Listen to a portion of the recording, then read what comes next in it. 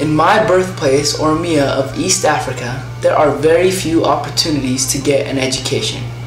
Most students don't ever make it to high school graduation, and those who do have a very small chance in continuing their education beyond high school. In the countryside, that chance is even worse than in the big cities.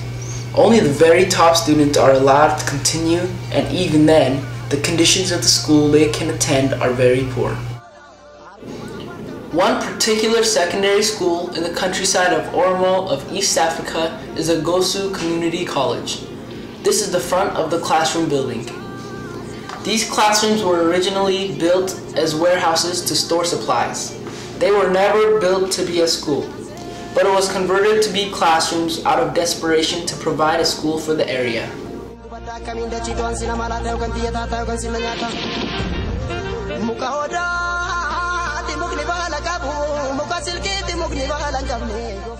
As you can see, the other side of the school buildings are decaying and in poor condition. The structure of the school is in terrible condition for the students. Structurally, the building has cracked and fallen apart. Here is the library for all the students to study in. As you can see, the building itself is in deteriorating condition. Large cracks are everywhere and the roof is poorly constructed, with only tin that leaks on the books during rainy seasons. The majority of books that are available in the library for the students are old and out of date, and many of them are water damaged from the leaky roofs. The library has very few actual textbooks to study from, and the students are never able to take textbooks home to study.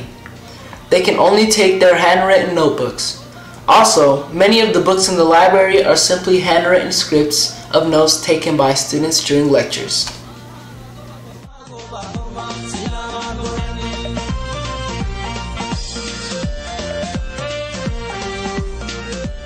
Studying in the library is difficult for the students since there is not a lot of room.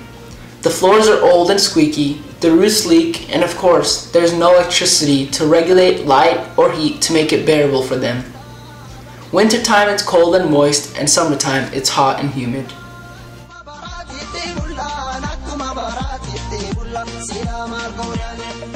The teachers at the school have very little resources to use to teach students. They have no computers at work, so everything has to be handwritten by them. None of the classes are privileged to have textbooks enough for students to use in the classroom. All of their learning is based on taking notes from the instructor's class lectures and then studying it in the library when possible after class.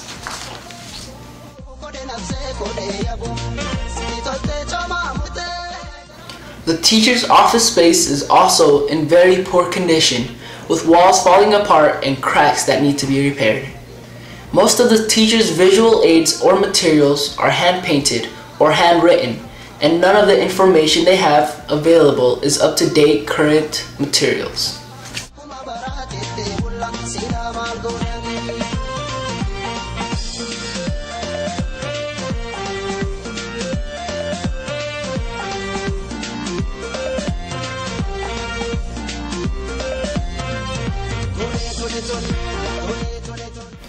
The Goosu college student is explaining to the interviewer the problems he endures at the school.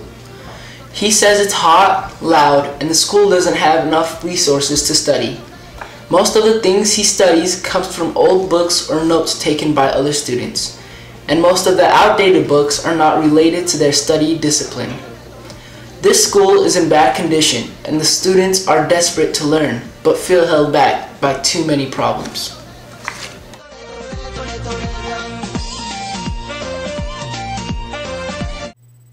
As you can see, there are so many projects and improvements that this school is in need of.